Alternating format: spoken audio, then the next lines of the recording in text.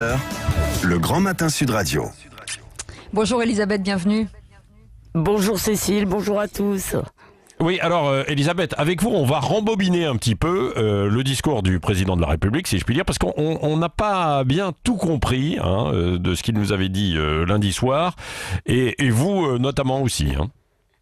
Donc je vais faire comme les ministres, je vais faire le service après-vente, parce qu'encore une fois, on n'avait pas bien lu les clauses en petits caractères. Pourtant, le président l'avait bien dit, la fin de notre assignation à résidence serait progressive et conditionnelle, mais on s'était un peu laissé bercer par son ton presque patelin. Alors dès le lendemain matin, le bad cop, celui qui s'autoproclame avec fierté ministre du confinement et de la verbalisation du délinquant promeneur, douche les enthousiasmes prématurés. Le 11 mai, c'est un objectif, pas une certitude. La condition, c'est la discipline, bien sûr, c'est Christophe Castaner, et le confinement continue. Et là aussi, la rentrée des classes, on n'avait pas très bien compris. On a évoqué d'ailleurs tout à l'heure avec Gilles Legendre. Oui, j'ai entendu. Alors peut-être qu'il y a eu un changement de pied pendant la nuit.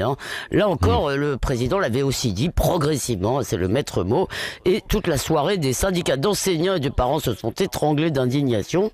Mardi matin, sur France 2, Jean-Michel Blanquer a précisé que donc cette rentrée ne serait pas obligatoire.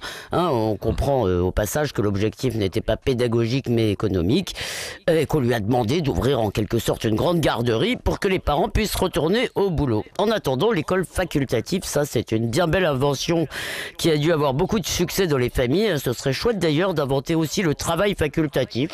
Ça ne déplairait pas à tout le monde d'après un sondage Figaro. Donc ça, les Français, 84% des sondés étaient favorables au confinement et 54% sont en revanche contre la rentrée scolaire. Oui, est-ce qu'il faut en conclure que le confinement n'est pas si pénible pour beaucoup, alors, Elisabeth ? En tout cas, il faut en conclure que le message du gouvernement est très bien, peut-être trop bien passé. Depuis un mois, on nous engueule pour que nous restions chez nous parce que, nous dit-on, le danger est partout. Eh bien, le résultat, c'est qu'effectivement, beaucoup de gens ne veulent pas sortir ni envoyer leurs enfants à l'école. Et comme en plus, dans une partie de l'opinion, on sent monter une sale libido, vous savez, de plaintes, de procès pénals, de toutes sortes de scandales, que se passerait-il si un enfant tombait malade? Eh bien, on chercherait un coupable. Oui, bon, mais le gouvernement n'est pas responsable du virus. Ah oui, ça c'est sûr, mais le président a pourtant promis « je vous protégerai coûte que coûte », ce qui dit plus trivialement, on dit « l'État paiera ». Alors nous disons « oui, surveillez-nous, enfermez-nous, mais protégez-nous ». Or, l'État ne peut pas éviter la maladie, alors il ne peut pas rien, il peut vous apprendre à l'éviter, et vous me réciterez par cœur les mesures barrières, cher Patrick. Il peut vous garantir que si vous l'attrapez, vous serez soigné et placé en réanimation si vous en avez besoin.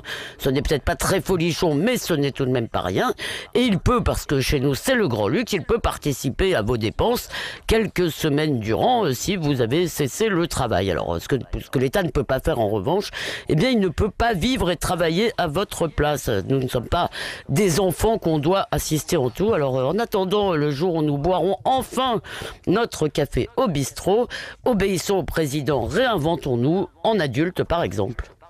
Bon, et comment se réinventer? Nous en parlerons tout à l'heure avec vous, si vous le voulez bien, ma chère Elisabeth Lévy, à 9h avec les auditeurs 0826 300 300, Christine Bouillot et Arlette Chabot. Le regard libre d'Elisabeth Lévy, c'est chaque matin à 8h15 sur Sud Radio.